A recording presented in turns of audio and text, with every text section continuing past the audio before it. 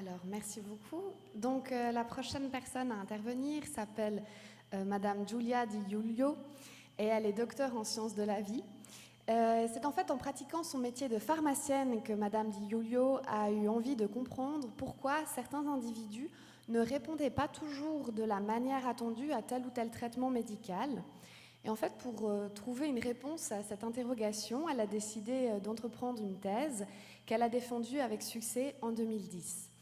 Donc aujourd'hui, elle va nous parler des moyens qui existent et que l'on pourrait employer pour améliorer le traitement des personnes infectées par le VIH en choisissant la meilleure combinaison de médicaments selon le profil génétique de l'individu sous traitement. Je lui cède la parole.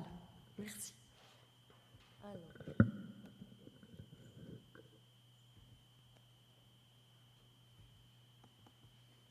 Je crois que c'est bon. Ah oui, il n'a pas fermé l'autre. Attends. Non, ça c'était la mienne. Alors.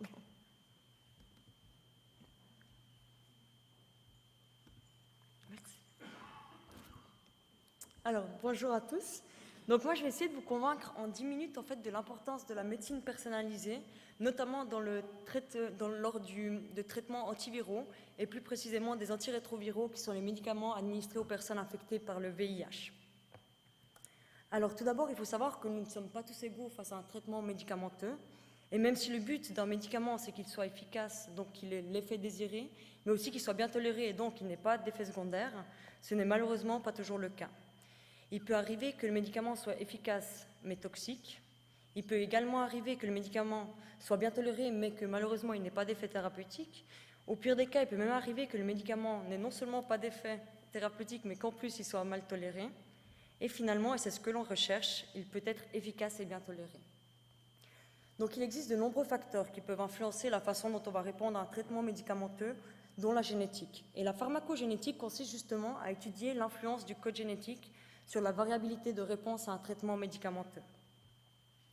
Il s'agit donc en fait de regarder au niveau des gènes les variations qui vont être plus fréquentes dans l'un ou l'autre de ces groupes.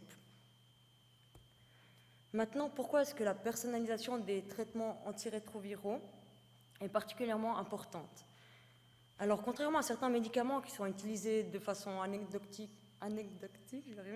une fois de temps en temps, ces traitements sont pris à vie, donc il est vraiment crucial qu'ils soient bien tolérés par le patient pour qu'il ait une vie plus simple, on dira. Ensuite, le traitement anti-VIH ne consiste pas en un seul médicament, mais il s'agit en fait d'une combinaison d'au moins 3 médicaments pour assurer une efficacité maximale, et c'est d'ailleurs pour ça qu'on parle de trithérapie. Mais le problème, c'est qu'en fait, cette prise de combinaison de médicaments va augmenter encore les risques d'interaction médicamenteuse entre eux et aussi de toxicité. Donc, idéalement, il faudrait qu'on puisse choisir la meilleure combinaison de médicaments parmi les 25 médicaments qui sont sur le marché pour minimiser les risques d'interaction et de toxicité. Finalement, ce sont des agents en fait, pour lesquels il existe une particulièrement grande variabilité interindividuelle. Donc, ces 3 caractéristiques font qu'une médecine personnalisée est vraiment souhaitable et ça peut être atteint notamment au travers de la pharmacogénétique. Donc, en d'autres termes, en fait, prédire par l'étude des variations génétiques quelle sera la meilleure combinaison et le meilleur dosage de médicaments pour chaque individu traité. Alors, dans le cadre de ma thèse, nous sommes intéressés à l'efavirenz, qui est un agent antirétroviral pour lequel il existe une variabilité particulièrement élevée. Donc, par exemple, si on donne le dosage habituel de 600 mg d'efavirenz à 10 individus et qu'on mesure leur concentration dans le sang, ils n'auront pas tous la même concentration. Il y aura des gens qui auront des concentrations très élevées alors que d'autres auront des concentrations très basses, ce qui fait que certaines personnes auront des concentrations qui seront en dehors de l'index thérapeutique. Donc l'index thérapeutique, c'est en fait la zone de concentration idéale, c'est-à-dire pour laquelle il y a la plus grande probabilité que le médicament soit non seulement efficace, mais non toxique. Les personnes qui auront une concentration qui sera au-dessus de l'index thérapeutique risquent d'avoir plus de toxicité, de souffrir de la toxicité du médicament, alors que les personnes qui ont une concentration qui est inférieure au seuil thérapeutique, elles risquent de ne pas éprouver l'efficacité du médicament et dans ce cas, le virus peut même devenir résistant.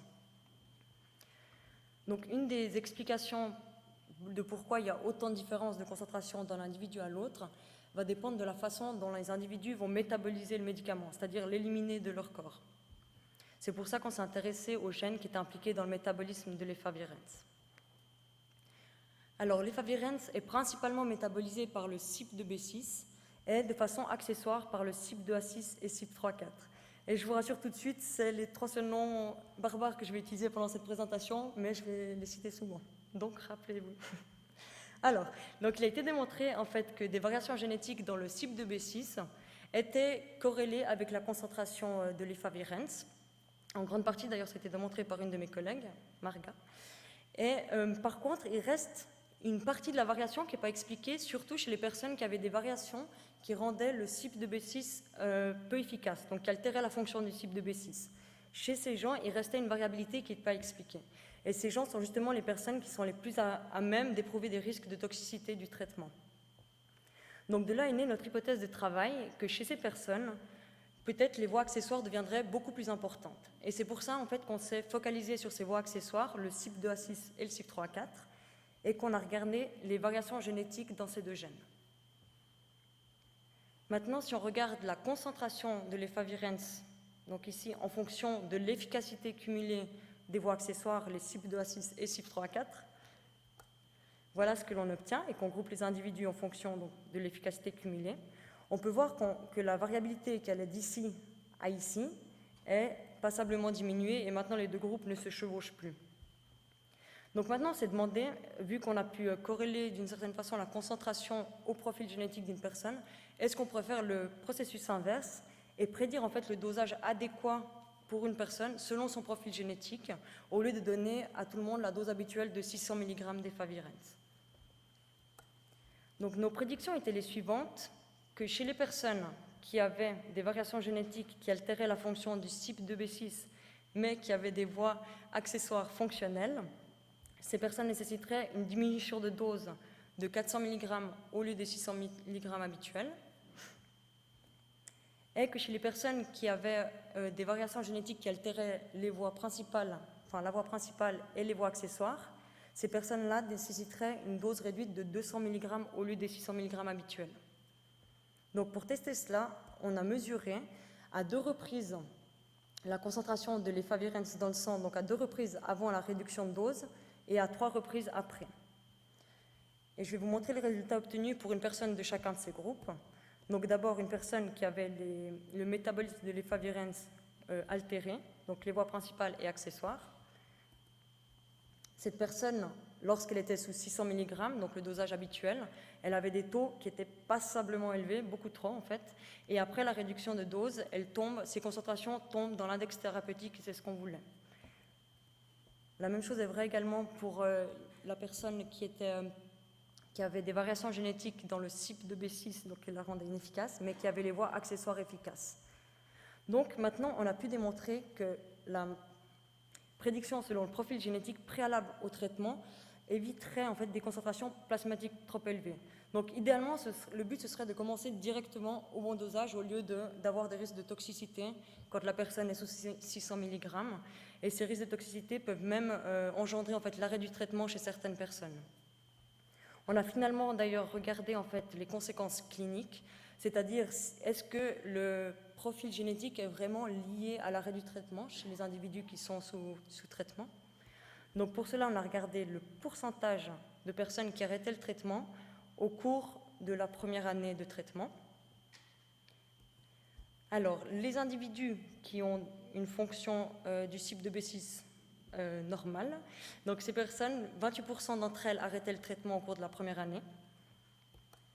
Un pourcentage similaire est remarqué chez les personnes qui avaient la voie principale altérée mais les voies accessoires efficaces, donc le CYP2A6 et CYP3A4 efficaces, alors qu'un pourcentage beaucoup plus élevé est observé chez les personnes qui avaient des variations génétiques qui altéraient la fonction du CYP2B6, CYP2A6 et CYP3A4.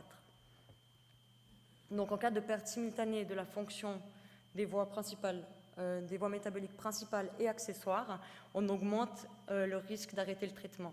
Ça veut dire que le profil génétique permettrait en fait de prédire, dans une certaine partie en tout cas, des cas, l'arrêt du traitement chez les individus. Donc ça peut être très important.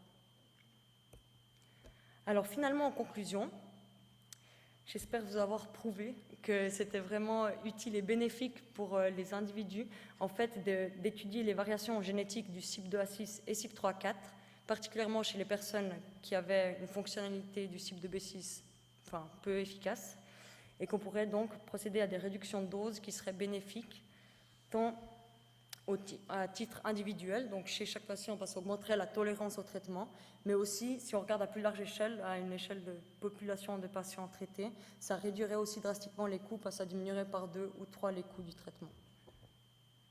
Voilà, finalement, j'aimerais remercier toutes les personnes qui ont participé de près ou de loin à cette thèse. Merci.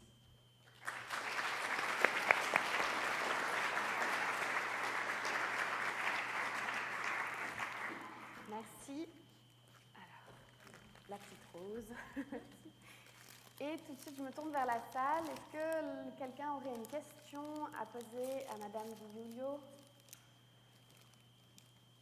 Non. Alors moi, j'en aurais une, si ce n'est pas le cas. Concrètement, donc, vous avez mis en place toute cette étude, etc. Vous avez pu l'appliquer à des cas concrets par la suite et améliorer les conditions de vie de certaines personnes atteintes de... Alors non, ce qui se fait maintenant en fait, au CHUV, c'est qu'il y a beaucoup en fait, ce qu'on appelle le TDM, c'est Therapeutic Drug Monitoring, où en fait on mesure la concentration sanguine et ensuite il y a des ajustements de dose en fait. Mais il n'y a pas encore par rapport au génotype directement. D'accord. C'est par rapport à la concentration. Pour l'instant, ça ne se fait pas dans l'autre sens comme on aimerait. Pas encore. Oui, alors, devant. Je me demandais quel est l'impact sur le coût du traitement si on fait une analyse génétique. Alors, le prix d'une analyse génétique Oui. Alors, honnêtement, si on a tous les réactifs, je pense, dans un laboratoire de routine, ce serait vraiment pas très cher. Ça peut descendre en dessous de 10 francs par personne, l'analyse génétique. Mais il y a encore la prise de sang et tout ça dont je ne connais pas les prix exacts. Mais par contre, c'est vrai que sur une population, en fait, sachant que dans certaines populations, ça peut aller jusqu'à 20% les personnes qui ont un cible de B6 pas fonctionnel. Donc on peut imaginer que si 20% des personnes réduisaient leur traitement, là on réduirait vraiment de façon drastique, vu que c'est à vie ces traitements, les prix, et ça coûterait, ce serait très vite rembourser le prix du génotypage en fait, du patient. Merci. Merci. Une autre question peut-être? Alors dans ce cas-là, nous allons passer à l'avant-dernière présentation et je cède donc la parole à Adrien. Merci beaucoup. Merci.